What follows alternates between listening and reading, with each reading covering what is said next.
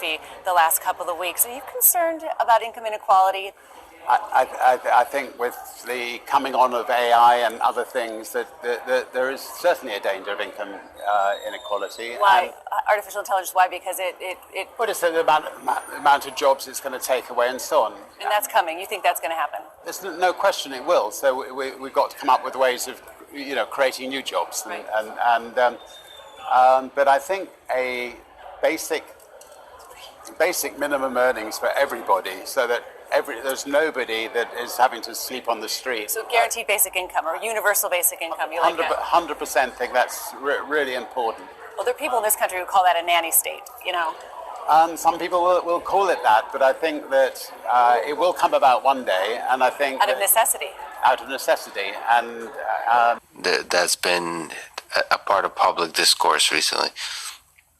What's your view on the impact of automation, of whether we're talking about AI or more basic forms of automation on the economy in the short term and the long term? Do you have concerns about it, as some do, or do you think it's overblown? It's not overblown. I mean, it's a giant thing. It'll come at us in a very big way in the future. We're right at the edge of even really accelerating it. It's had a big impact, and it will have a big impact. And it's a two-edged sword, because it'll have tremendous benefits, and at the same time, it has profound benefits in employment and distributions of wealth, because the way I think about it is there are certain things human beings can do, and over time we've evolved to go to almost higher and higher levels, and now we're almost like we're at this level. It used to be your labor, and you would then do your labor, and okay, we can get past the labor. We got tractors and things, and you go up, up, up, up, up, and we're up over here, and to the point in our minds where, okay, anything related to mental processing, the computer can probably do better, and we can find that. And so other than almost inventing, you're at a point where the machines and the automation will probably do it better. And that's accelerating, and that's a force, for the good.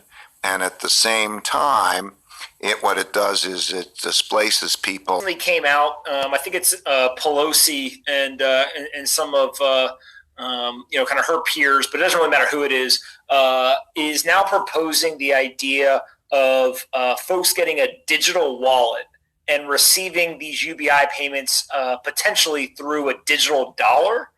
What do you kind of take from this whole idea of everyone hates Libra and Bitcoin, 12 months ago, to now we're talking about potentially paying UBI via a digital dollar into a digital wallet? To me, it sounds like they're speeding up the adoption of Bitcoin. I mean, think about it. You're going to have immediate clearance of transactions into Bitcoin. So before... Hey, you, welcome back to the channel. I hope you're having a great day. So they want to talk a little bit about Electroneum in relation to Bitcoin event. We want to talk utility versus speculation, right? So what we've witnessed with Bitcoin over the last week or so is it's just run up tremendously. Now, a lot of this started, it would seem, with an announcement from PayPal now accepting Bitcoin, right? And some other cryptocurrencies where people are going to be able to, there are over 300 vendor services are going to be able to trade Bitcoin through PayPal, right? And this kind of set the catalyst, it was the catalyst for this huge run-up. But in focusing on utility a bit, when we're talking about utility, we're talking about, of course, these cryptocurrencies being actually utilized in a significant way, or people find value in use in them. There's a use case, right? And when we think of in relation to Bitcoin, we're generally looking at what they're terming as a digital gold. This is a store value asset class. But the most utilized of asset classes are seem to be currencies like the euro, the U.S. dollar. This is what gets traded more so than not. And one big issue, if we look at something like gold, was that it wasn't enough of it to go around, so it for to use as a tool of economic prosperity was good going back to antiquity and going into the 20th century and so on and so forth, right? But looking at what's happening with Electroneum, and this is kind of interesting. Electroneum, of course, we know that with the partnerships with the mobile operators, being able to top up minutes from smart devices, right?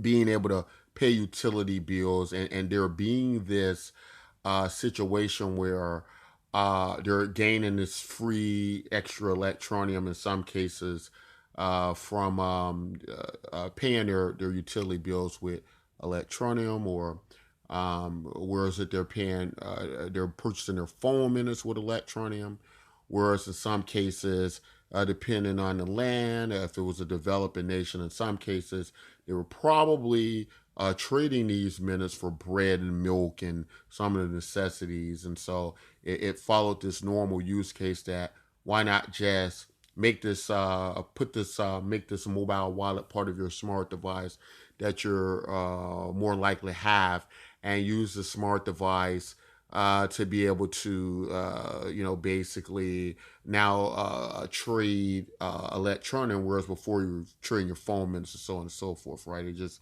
follows this natural evolution of why you want to do this. All this, of course, being able to top up the minutes equals utility, everyday use, right, in certain places. Um, but what do we get in the West with a product like Bitcoin? Well, we don't get much use, do we? It would seem this has become a game for institutions, right?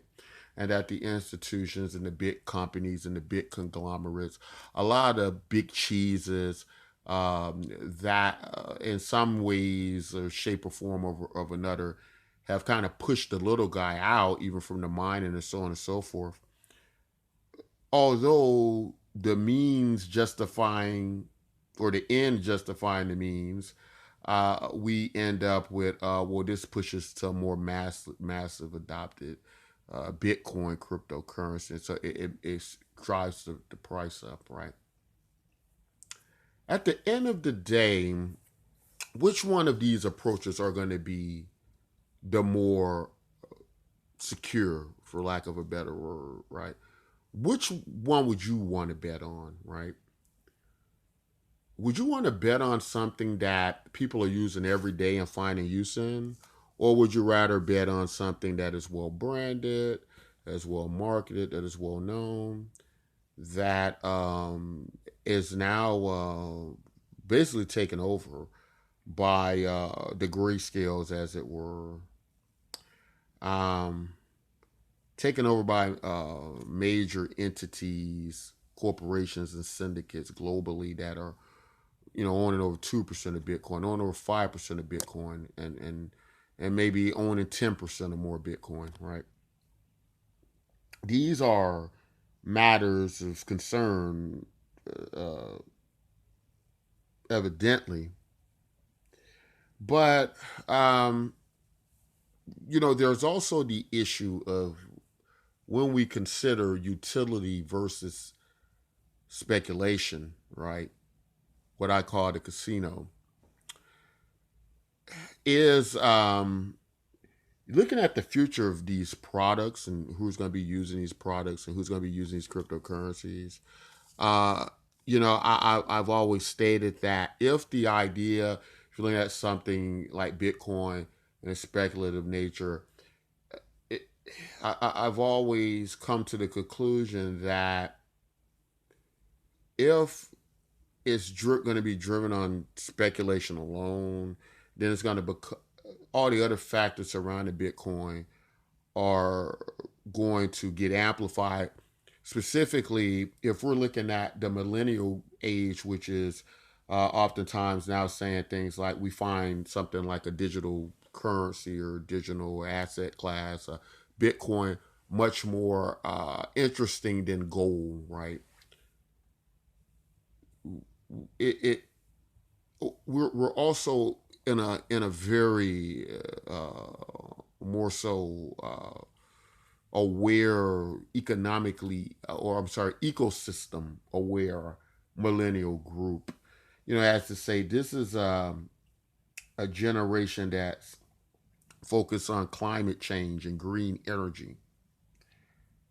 Somewhere in this paradigm, I don't see Bitcoin being a favorable uh, solution for them, or option for them. Just come out that there is a connection, and I'll have to do a little bit more research on this as I was picking this up for some other cryptocurrency channels. But there is now some type of affiliation between Warren Buffett and Bill Gates on a type of green energy cryptocurrency, right? That I'm not very familiar with. But we know that Warren Buffett's been quite resistant about entering into cryptocurrency. But apparently there is some affiliation or connection, maybe through the Gates Foundation, as it were, or something, where green energy and a cryptocurrency related to it has now become in association with them to some degree. And these are the type of cryptocurrencies I think that the millennials are going to pick. And so I don't see a continual bright future for Bitcoin despite the good branding. What I believe we're witnessing right now, and that's kind of I'm kind of leading into what was going to be my next segment. Is Bitcoin going to crash, right? What I believe we're kind of going into now is going to be this kind of institutionalized dominant use of Bitcoin, where you're going to have it's going to become a tool of theirs, where they're gaining a large ownership of Bitcoin, and they're able to increase the volume of trade, increase their books, what's on the books, and basically able to take out much more volume and make a fortune off of trading Bitcoin in ranges that could be anywhere from $15,000 to $30,000 per Bitcoin. Now, I don't believe we're ever going to see a Bitcoin that's going to be like $100,000, $250,000, a quarter of the market cap of gold. I think that they've already made a ton of money, and they're going to be able to control the Bitcoin value through these means and methods. And I know a lot of people dream about Bitcoin, probably don't want to hear that, but that's my assessment of what's probably going to go down. So, relating this all back to Electroneum, the Electroneum to me is a very, as far as the environment is concerned, they're using the NGOs, so they don't have all this waste of miners. Now they have these NGOs basically mining, and so you got a lot less waste, right? And I believe those are going to be the future models, right? And you got a lot of utility where people actually need it. At the end of the day, speculative devices, I believe, that serve no purpose other than but to be speculative devices. I believe at the end of the day, they're all going to show their bellies, right? And they're going to belly up. And I don't think Bitcoin is going to be an exception. I see a Bitcoin that's going to outlive its branding, right? That's going to, its branding is going to and I unfortunately, I just don't see a great future for Bitcoin, despite the great branding and a lot of the things that's occurred, simply because of understanding the differences between utility and speculation, right? And I just don't think speculation is going to ever win out against utility. I don't care how many people from different regions of the East like to gamble or like to trade. I just don't believe that that's going to be the end of the story, right? Now, I want to exit this video speaking about how it began. You saw them talk about universal basic income cryptocurrencies, why people are going to have to use universal basic income, why people are going to care about universal basic income. And Bitcoin MYK is a growing universal basic income project. It's probably one of the fastest applications growing networks projects in cryptocurrency, simply because a large mass of people are concerned about their futures and are concerned about what's going to happen to them when automation comes in, what's going to happen to them when a global pandemic comes in. So, these are almost, to me, no-brainer ideas, and it's probably not going to be very likely that many cryptocurrency projects are going to, at least on scale and growth, outdo universal basic income projects. So, in that sense, I believe Bitcoin MYK will end up probably, if not the best, one of the best cryptocurrencies. Also, I think that it's important to understand that we do have to pull the differences apart between, as we just discussed, speculation and utility. Utility means that as people are moving this value back and forth, as the network grows, that there's a use to transmit this value to one another. There's the ability to do that. Speculation means you're just speculating, hoping the price will go up, right? You just want it doesn't necessarily have anything to do with utility. Bitcoin is a horrible currency, right? We all know that. Nobody uses it as such. And so what do we actually use it for, right? So these are all things to be considered, and universal basic income projects are going to be the projects that people care the most about. And this is not a question of if this will happen, it's just a question of when.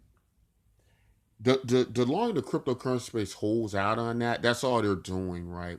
They're not changing the story of that or the verdict of that. They're only pushing it out to join the speculatory game of the week. But we all know deep down at the end of the day, a lot of people aren't going to be using these cryptocurrencies. A lot of these people aren't going to be using these Ethereum-based wallets. A lot of people are going to be using these decentralized finance systems. A lot of people just aren't going to be using any of these things because they're too complicated to understand. Their lives are too complicated to take the time to understand. And there's not enough incentive for them to join or understand. But universal basic income is a new push forward. It's a social, geopolitical hot topic right now. It is something that people understand. It's a term that it's becoming a household term. It is a idea that is important to people. And this is just how things are going to go down with this. So Bitcoin MYK, our project, we hope you join it today. We hope you really consider some of the things that you hear in our content and join, because we very much believe that this is going to be the future, and this is going to be an undeniable future, right? So this is where it's going. But that's all I want to say in this video. If you like content like this, don't forget to like and subscribe. And as always, take care of yourselves and each other.